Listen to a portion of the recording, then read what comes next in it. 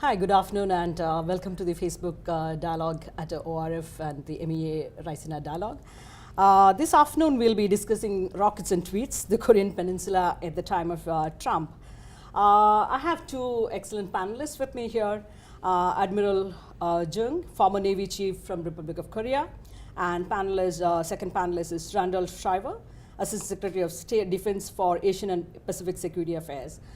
I think Korea has been going through some of the very interesting times in the recent times, and we have seen very important developments in the recent months, and I think it's an important time to take stock of how things have panned out in the recent months. So I'm going to start with some general questions on how we see the evolving security scenario there, and then pose maybe one or two more questions individually to both of you. So the first question that I have is, how do you see the evolution of the North Korean nuclear issue, especially under the Trump administration? Has Trump administration's strategy towards North Korea been effective? I think maybe I'll start with Admiral Jung to respond to this particular. How satisfied are you with the Trump administration's policy approach towards North Korea? How effective do you think has this been? Well, to be frank, a little bit, disappointing, if not frustrating, to this ongoing denuclearization negotiation between two countries, because they product no action, only talks. Despite historic summit between President Trump and North Korean leader Kim Jong-un, things haven't changed so much. Negotiation process has not materialized, and North Korea has not mastered its nuclear weapons. On the contrary, it is still building weapons and expanding facility related with nuclear and missile programs. So I would say threat from North Korea was not over, and is still grave threat to its neighbors and the United States as well. So I agree with you. There's not been very many concrete things that we have achieved through that summit meeting as well in Singapore. But would you still say that that particular meeting was needed or required to get the atmospherics at least improved for as a first step before we actually get around to talking concrete steps in terms of denuclearization? Yes, I agree.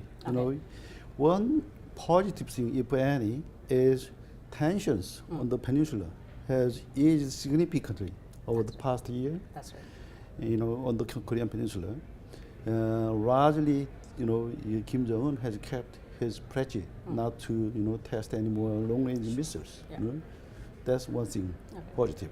Okay, so let me come to our Assistant Secretary Schriver. Start with your, I think, assessment of the first meeting between Trump and Kim Jong-un, and with the benefit of now, how in hindsight, how would you assess the meeting? Give us a few areas where you see that there has been some satisfactory, some achievements that have been achieved, and some areas where you did not see that much of a progress, that much of an improvement in that first meeting. Sure. Well, I think it was an important meeting. There's only one person whose opinion and decision-making matters in North Korea, and that's Kim Jong-un. So it was important to get him committed to the path that he's now publicly committed to.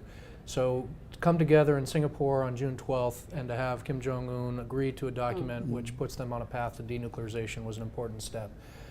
There are other aspects of that summit, by the way, that aren't talked about a lot now, but our work on POW, MIA affairs is very important. That's right. And I've seen that directly with some of the families that have benefited from the work we've done there. So that wouldn't have been possible without the summit either. So we're now at a stage where we're asking Kim Jong-un to live up to the commitment he made. We'd all like it to go faster. We all have our frustrations. Sure. But it was important to get him committed to this path, and now hopefully we can have those expert level talks on denuclearization. We're pushing for it, and we hope they will come to the table. So a question to both of you is, how do you see a realistic situation panning out in terms of North Korea fully denuclearizing? Is that a possibility that you see in the maybe in a 5 years time or a 10-year frame, or something sooner that's going to happen? Would you agree with something of that kind? I think negative, unfortunately, because there exists a irreconciled,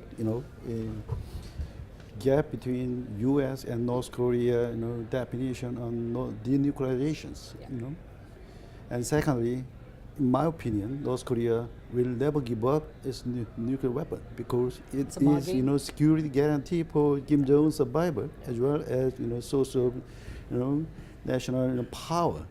The nuclear weapon provide, the very poor country to conduct, major summit with China, South Korea, and the United States as well. So, in my opinion, Kim Jong-il will never forget, give up nuclear weapons. Finally, well, that's it. Your thoughts on that? Well, we don't know the answer. Okay.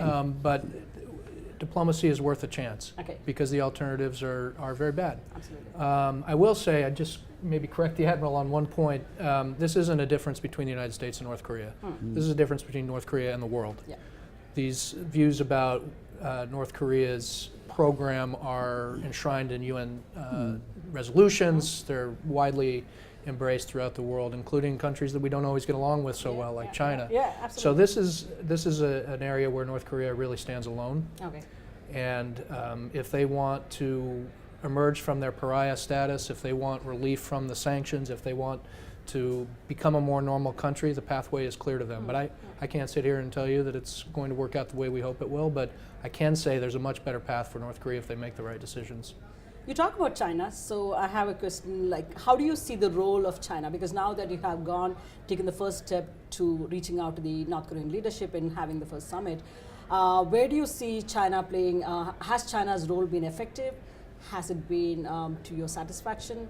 Have they taken some concrete measures in reining the North Korean regime, in limiting, at least in the first instance, their nuclear and missile related activities? Yeah, well, our leadership, including President Trump, have said publicly that they think China could do better. Yeah. And I share that view that they could do more in terms of keeping pressure on them. We're at a critical juncture now, so history is one thing, but we're at a point now where we may have another Inter-Korea summit. We may have a second summit with President Trump. President Trump has expressed his interest in doing that.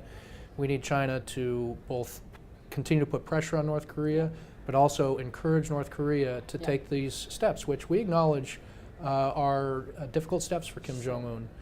There are risks associated with them. China's in a position to also assure Kim Jong-un, if they make the right decisions, there's a better future out there for them. That's right.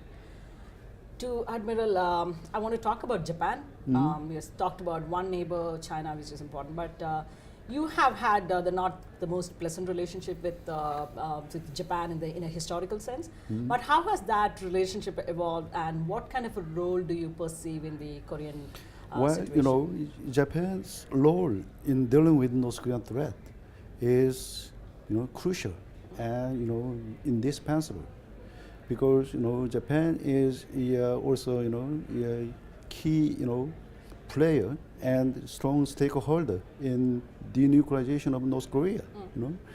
So in that regard, I think the role Japan can play is they provide some ballistic missile defense, anti-submarine warfare, and maritime domain awareness, and probably humanitarian assistance and disaster relief in case of contingency inside North Korea, such as massive refugee at sea. Yeah, absolutely.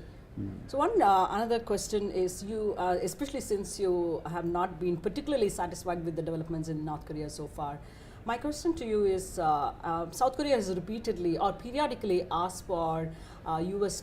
Tactical nuclear weapons to be reintroduced in Seoul. How is that, and even asking for the B-52 bombers, for instance, to land there, not just overflight and so on and so forth.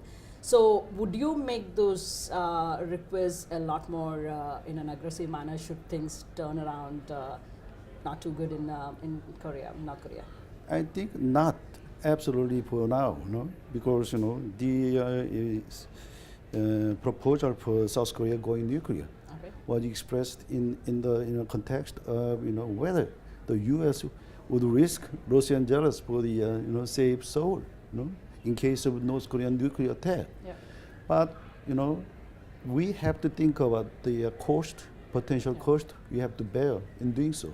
First, there's almost certainly damage our relation with the U.S., our main ally. And secondly, we have to also think about possible Chinese response in doing so. China Yeah. most certainly Sure. object to our move, as especially if that opened the door to Japanese nuclear weapon. Thirdly, in my opinion, we have very credible extended deterrence provided by U.S. nuclear umbrella at the moment Yeah. to rely upon for our survival. So Yeah. I absolutely think it is not conceivable for South Korea going nuclear. Okay. But if we lost any nuclear, some the umbrella or security, guarantee or our alliance with the U.S., Yeah. they're gonna be totally different, Okay. Very different circumstances Sure. that you're under which country. I wanted to talk to you about the China's. Has there been China tried to make any bargains in sort of China has just tried to link with South China Sea issues or any of the other territorial and sovereignty related issues in South in the in the Indo-Pacific context. So has there been any particular? Obviously, these are all of these issues can be linked in some ways or the other. But has China ever tried to make very particular linkages between giving a support to North Korean situation and any of the South China Sea issue or any other thing that you can talk about? I've seen some academics write about that, but nothing has been forwarded through official channels, and frankly, it would lack credibility. China has very important interests and equities on the Korean Peninsula. Yeah. They're not going to bargain themselves to a suboptimal position on something so important to them for some position we might change on South China Sea. Okay. North Korea is important enough, the Korean Peninsula is important enough Sure. that they're not going to take those kinds of risks. Okay. One of the other questions that I want to ask now that in follow-up with the first question that I asked you on the summit meeting. Now I think one is hearing about a possible second meeting. What are the expectations that you have from that meeting, in particularly with the Korean leader? What are your demands? What are your expectations from that? Well, the president has said he's interested in a second summit meeting, so we'll see if that's able to come together. And timing and location still to be determined. But I think the focus is on having North Korea live up to what the leader committed to. Sure. We have a statement from Singapore on June 12th, which has a very clear commitment to work toward complete denuclearization. Yeah. And so I assume that'll continue to be the focus. Finally, a final question to both of you in terms of how do you look at because clearly North Korea has been an NPT challenge. The nuclear non-proliferation order, including the NPT, has been somewhat weakened because I think there has been problem in tackling issues such as North Korea and Iran and so on and so forth. Would you say that there can be a greater multilateral effort among the major powers especially, and the US will take a greater leadership, greater commitment to the cause of nuclear non-proliferation at a multilateral level? Is that something that you can foresee at this point of time, or is the shifting balance of power equations too fragile to kind of actually make some meaningful progress into on the issue of nuclear order? No, I think that globally the NPT continues to play an important role and enjoys wide support, including from the United States. Sure. I think North Korea is sui generis in terms of the challenges it provides, and our approach is not only based on the principles outlined in the NPT, but on regional security concerns, on inter-Korea dynamics. So if we fail, obviously that does have implications for the NPT and beyond. But I think our approach is more sort of fashioned based on the unique dynamics on the peninsula. Any thoughts on that? I agree. The denuclearization of North Korea is a long way, to go, diplomatically or politically. So we need some, strong support, consistent and tepid, support from the international community. As a Korean, I look forward to, denuclearization materialize in time, very near future. In a 10-year frame? Okay. Thank you. Thank you, and thank you for joining us on this conversation. It was very interesting. Thank you. Thank you very much. Dr. Schriver. Thank you, Raji. Thank you. Absolutely.